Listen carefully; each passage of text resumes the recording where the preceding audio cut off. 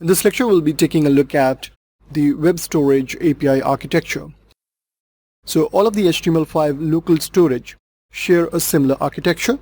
The components may reside on one or more web servers, and all these servers serves web pages and web objects using the standard HTTP protocol.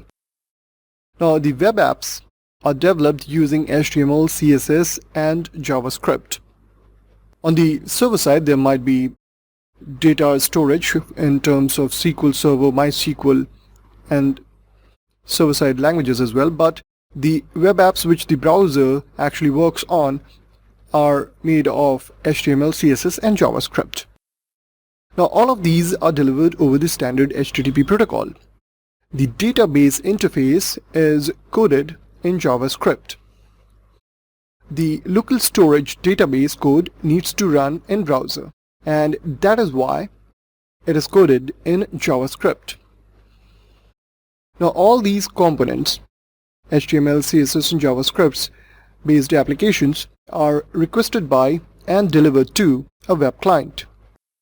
So if you see the diagram over here, we have a web server which interfaces with the web client via document object model or DOM, and then DOM has access to local storage.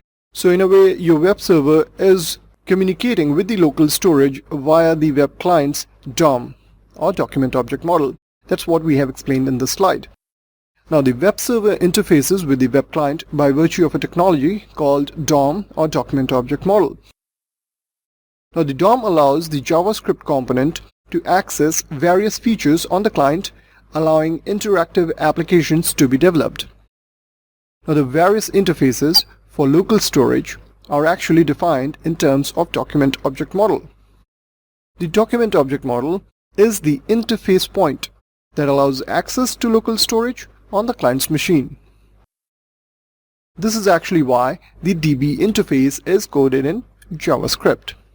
The JavaScript runs in the browser and has access to the document object model in the client machine. That interface is what makes it possible for your application to use local storage on the user's machine. Now all of the various local storage schemes that we have actually mentioned in the introduction, like session storage, local storage, they all share this common architecture.